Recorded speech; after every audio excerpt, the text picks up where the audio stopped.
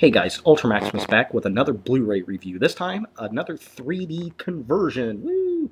I want to take a look at The Dark Knight Rises. So this came out on Blu Ray yesterday, just in time for the holiday season. Woo!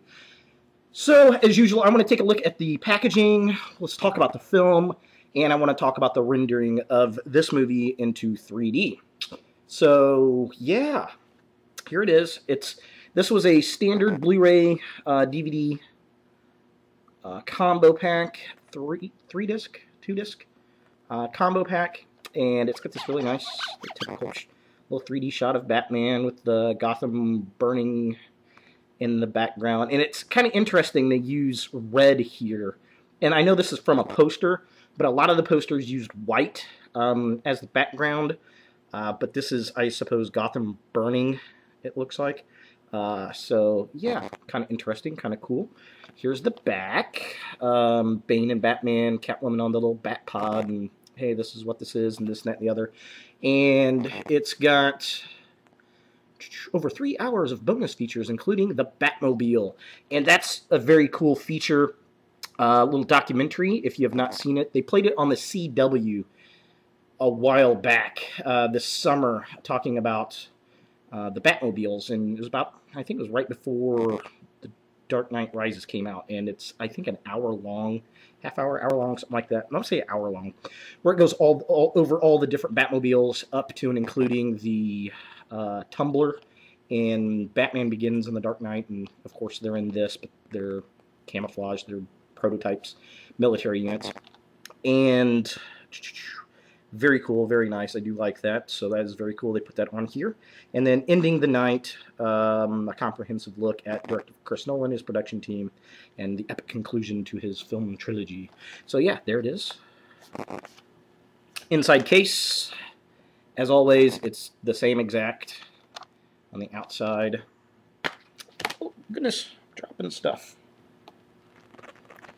All right. Not digging that too much. This really stinks.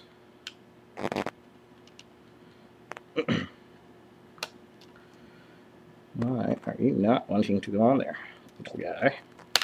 There we go. Okay. So here is the set. You get your ultraviolet digital copy. Here's the Blu-ray. I really dig the shattered disc with the bat symbol. That looks very cool. Blu-ray special features, and then the DVD copy. All exactly the same. You really just kind of have to look and see which one's which as far as which logo.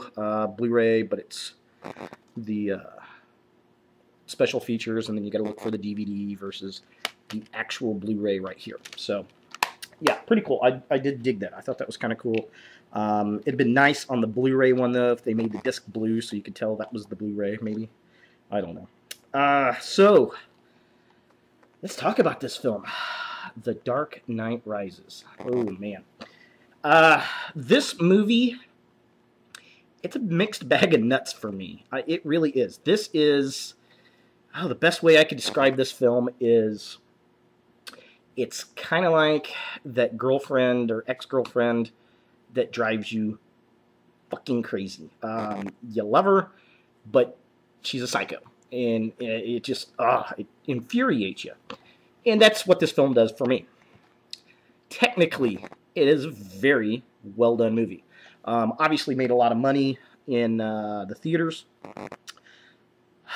But it's not a Batman movie to me. Fellow YouTuber Kal-El Prime, when this first came out, he made probably one of the best comments in regards to this film that I had heard. And he said that this movie was a war film. It was not a superhero film, it was a war film. And you could take the costumes off of Batman, off of Bane, and off of Catwoman, and it would not change this film at all, and that is absolutely true. This is not a superhero comic book movie. It's not really even a Batman movie. Hell, Batman's not in the film that much, which is one of my gripes about the film. Not enough Batman. It's a war film, absolutely, undoubtedly a war film. And surprises that I really did like in the film and things I did not like. There are a lot of plot holes, mainly to do with time, because this is supposed to take place 8 years after the Dark Knight film, and they even put little gray streaks in Bruce Wayne's hair, which looks ridiculous. And there's some holes with it as far as it's all linear. Most of the plot holes are linear in the fact that, in references to the mansion, in references to how long Bruce has been away, how quickly his back is fixed, and how he gets from one place to another in the film. There's not enough time for a lot of this stuff to happen, or it's just wrong. I think everybody in the first two films makes an appearance. Hell, the kid who played Bruce Wayne in the first film is in this movie. About the only people that don't make appearances, whether it's in photograph or flashback, is Heath Ledger, which is a shame. And I would have loved to have Heath as a cameo in this movie, at least. Oh, how different things would have been if that man did not die. Would the Joker have been in this film? Probably, because Warner Brothers would have been, we want him back. In the scenes where Gotham is kind of falling apart and the criminals are running loose and everything's going to hell in a handbasket, I would love to have seen them take a shot of Heath Ledger, put him in the shadows, and just have him say one little line like, I know they got enough audio clips to do this. Now this is chaos. And have him just laugh. That would have been brilliant. I would have loved it. It would have been a nice little nod to Mr. Ledger's Joker. But some things I did not like in this film. One, Michael Caine's character, Alfred, really irritated me, really disappointed me. Michael Caine did a good job. He's never really done a bad job with acting. But the problem is his character is a bitch in this movie. He's a pussy. And it doesn't make sense compared to the other two films, because in the other two films, he's building up Bruce Wayne. You could be something more. You can be an idea. You can be the bad guy that Gotham needs, to save the good guys, blah, blah, blah, blah, blah. And in this, he's whining and complaining and bitching that Bruce is not retiring. It doesn't make sense. And that really annoyed me. The other thing was, he retired. He's like, oh, I'm retired. I'm not doing this Batman thing anymore, which doesn't make sense after the events of The Dark Knight. At the end, when he catches the Joker, he's like, you don't get this. We're going to do this over and over and over and repeat this until we kill each other. He wouldn't retire. There's no way. In the comic books, when Batman finally does retire in the comics, it's generally something to the effect of there's so many superhumans out there, or they've taken care of all the villains, or whatever it is. And, he's old. He's in his 60s. And, he's like in his 40s. It just doesn't make sense to me. I really did not like that. Now, things that did surprise me, things I did like. Bane. I really dig Bane. Very good interpretation. I thought Tom Hardy did an excellent job. Really surprised the hell out of me. Catwoman. Probably the best performance in the entire film is from Anne Hathaway.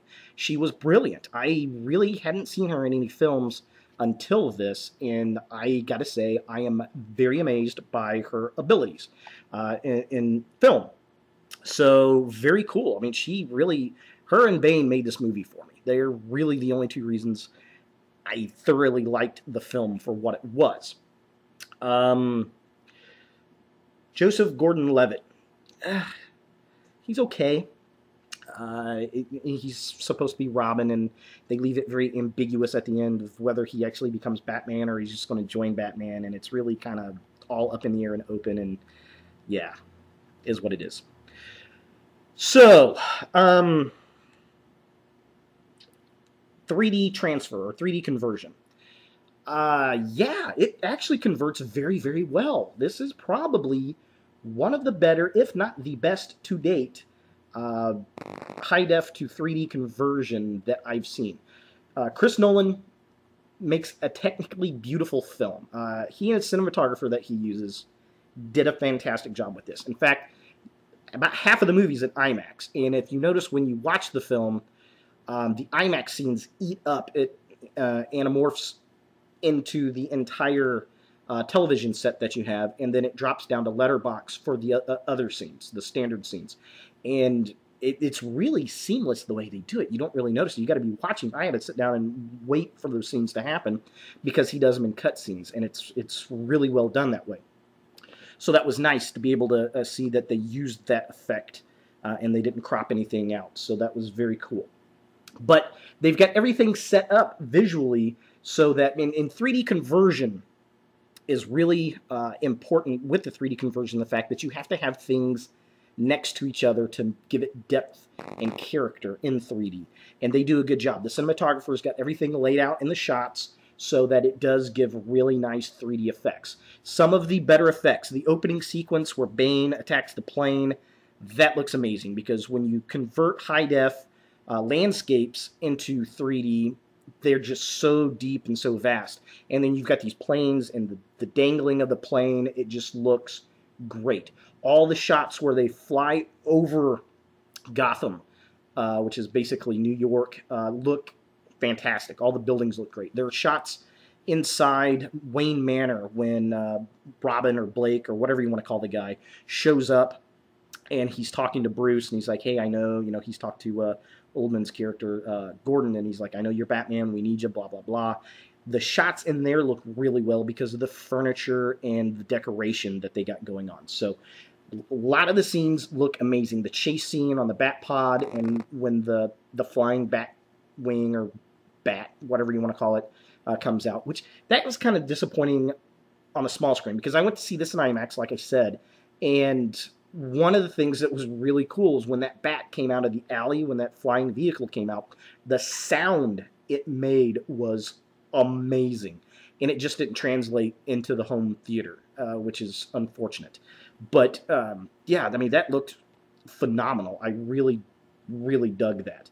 But all in all, the transfer into 3D is very, very good. I was shocked that it went through the entire film and looked really, really well. So I'm looking forward to watching Inception and converting that to 3D. So, yeah, definitely very cool. So, final thoughts on this film.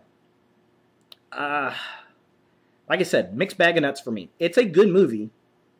It's long. It's a little too long. Is it a great Batman film? It's okay. The Dark Knight, best film for Batman out there, no doubts. Chris Nolan's best film, The Dark Knight. Not this, unfortunately. It is good. Bane, fantastic, although he sounds like Sean Connery. And they did fix the audio for the Blu Ray release, which was nice, because at the theater, at the IMAX, and even I went to see it at a standard theater, some of the scenes, because they had to do some of those audio voiceovers because you couldn't understand him. And there were still, you could tell the parts where they redubbed it and parts where they didn't. And the parts they didn't, it didn't sound very good. It's all consistent on this Blu Ray release, which was nice of them to do that. So that was very cool. Yeah, Bane and Catwoman are fantastic. The conversion, remarkable. It looks really good. So if you have a 3D TV that can convert high definition 2D into 3D, definitely pick this up and take a look at it. Right now it's on sale for about $18, so it's not too expensive. Just in time for Christmas. If you got a Batman fan, they're going to like it. It's going to be fun. I mean, it is what it is. I went into the film with lowered expectations, and I got a little bit more out of it than I thought I was going to get. So it's definitely cool. If you can buy it at the right price, it's for sure worth a pickup. Or go get the trilogy box set that they've got out right now. That looks pretty cool. And you get the best one in there, which is The Dark Knight. So, yeah, not too bad. 3D conversion, fantastic. Thanks for watching, guys, and look for more videos in the future.